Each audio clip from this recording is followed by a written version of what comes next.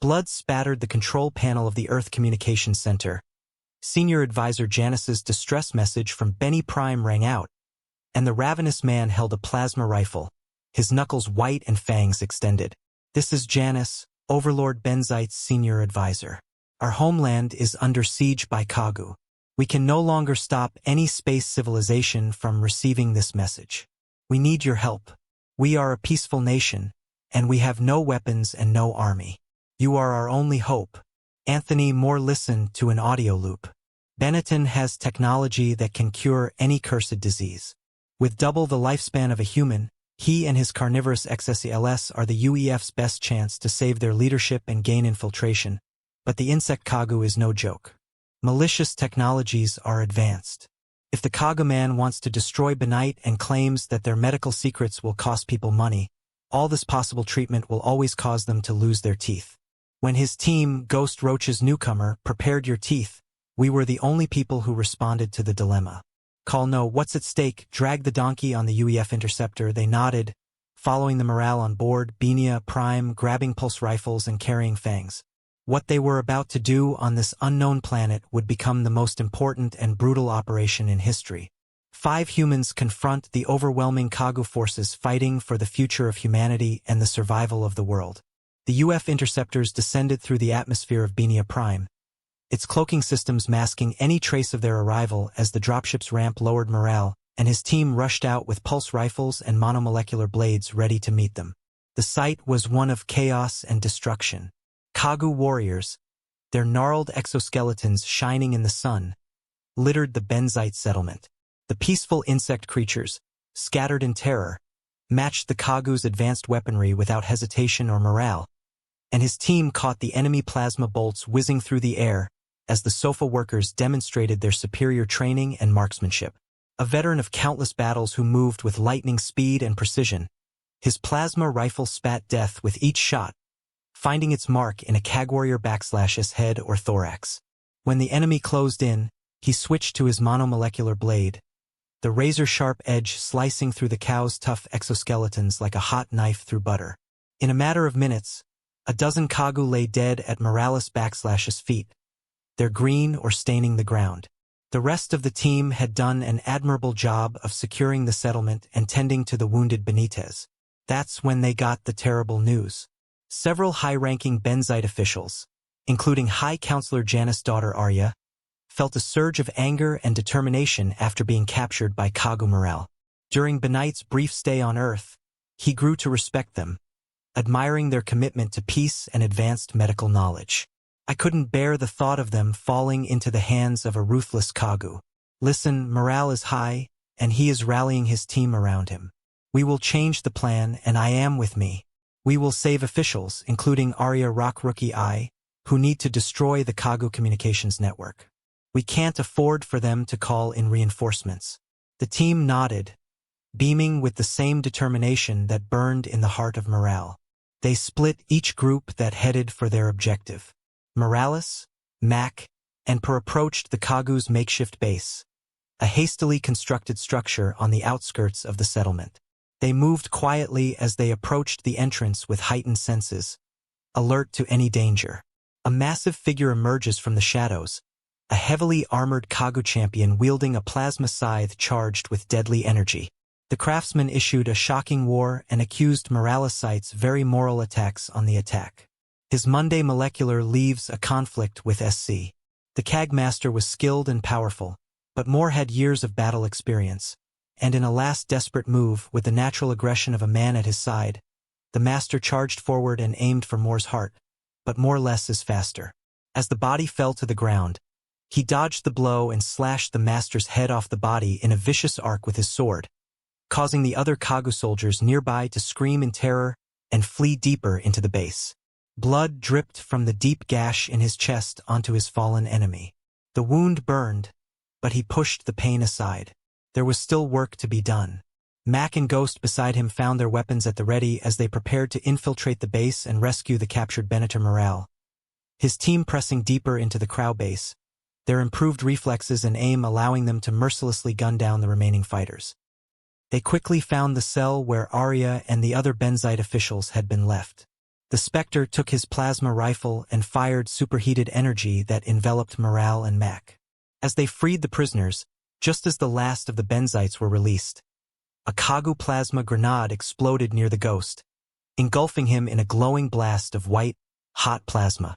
The Ghost screamed as the heat seared his armor. The smell of charred flesh filled the air. Morale screamed at the Ghost, rushing to the side of his fallen comrade. The Ghost was badly injured, his armor melting and fusing with his skin where Morale was making up, knowing that the Ghost needed immediate medical attention. "Get your ass here. The morale that tore into his peaceful Ghost has gone down. I need you to return to him and the Benz in the drop." Now Rock recognizes this order and quickly arrives at the scene to help Morale load Ghosts and save Benitez on the flying transport tool. Morales turned to Mike and the rookie and looked at us. "We weren't done yet," he growled. "We still need to find Janice," and the 3 remaining SOV agents used their enhanced senses to guide them through the maze-like base as they approach the center of the facility.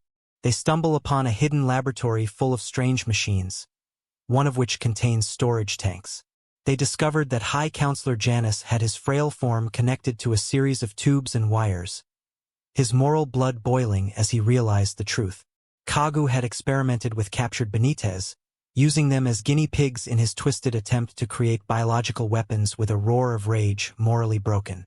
The container was carefully opened and Janus disconnected from the machine, and with Mike and Rookie undercover, Morale downloaded the Kagu research data onto a portable drive, hoping the information could be used to develop countermeasures against bioweapons. These mischievous insects can be released while the Jnana is safe. The team fought their way back to the transport ship Kagu in a wave of reinforcements. Suddenly, the ground shook, and a massive bipedal fighting vehicle emerged from a hidden hangar, a Kagu packed with plasma cannons and rocket launchers. I took a step forward and narrowed my eyes at the mechanics. "Me and the novice will pull those flames." He said calmly that Morales asked Janus to drive a boat. The Moral nodded and disliked the plan, but knew it was their best solution because he wanted to be safer than John. Mike and Rookie engaged the mech, the younger agent ducking between the mech's legs, sliding and weaving as he fired his rifle at the mech's joints. Meanwhile, Mike climbed to the top and took off with a series of demolition charges placed on the mech's back near its power core. When the explosives detonated, Mike was caught on the edge of the blast wave. His body crashed into the nearby wall like a rag doll, and the mech, its power core destroyed, fell to the ground in a massive explosion that lit up the sky. Morality watched in horror as his hard-on he pretended to be broken. His body was broken, and he lay motionless in the ruins. Rogian was hurt all over, but he was still alive and got up. The 2 survivors took Janus to the transport ship, where Cockroach and Ghost waited together while the others rescued Benitez. The mission was a success, but also at a great cost, thanks to Mac's knowledge and the terror Kagu had inflicted on the peaceful Benitez. The war against the CAG is far from over, and Moore knows that he and his team will be called upon once again to protect the innocent and secure the future of humanity. When the UEF interceptor docked with Prometheus Morales, his distraught crew disembarked with the injured Spock, and medics rushed Spock to the hospital while Prusak helped the terrified Rookie back to his quarters. The ship's diplomats took Janus and Arya away, leaving Maurice alone with his thoughts. The situation report was very brief, and Maurice gave a realistic picture of the events of the mission. The loss of Mike weighed heavily on him, and when he left the briefing room, the dull ache refused to go away. He was met with happy faces as the crew of the Prometheus hailed him and his crew as moral heroes, prompting smiles to shake hands and accept congratulations, but his heart was not in them. He couldn't shake the feeling that their victory was only temporary and that Kagu would fight with greater strength. His concerns were confirmed when the ship's science team completed their analysis. The data was recovered from the Kagu base. The insectoid race planned a massive invasion of Benzia Prime with the intention of enslaving the Benzite population and using them as test subjects for their biological weapons. Morales, still recovering from his injuries as he mourned Maxon, knew what he had to do. He volunteers to lead another mission to launch a preemptive strike against the Kagu invasion fleet, while Ghost and Rookie withdraw from the mission. He needed fresh blood on his team. Enter Reaper, a mysterious warrior with a reputation for ruthless efficiency. Morales had heard whispers of Reaper's exploits, the assassinations, the covert operations, the missions that officially never happened. He tracked Reaper down, convincing the enigmatic figure to join his squad as the new team prepared for their mission. Arya searches for morality in the midst of the chaos of rescue. He had almost forgotten that young Bennett existed. She revealed to him that she had powerful mental abilities, a close protected secret among her people. Arya believed that her powers could be invaluable in the fight against Kagu. Morales hesitated, his instinct to protect civilians warning with his need for any benefit to insectoid threat. In the end, he refused, allowing Arya to join the team. The newly formed team, Morales, Harvester, Cockroaches, and Arya, boarded the range on a nearly moon car, and the Kagu invasion fleet was collected near the base.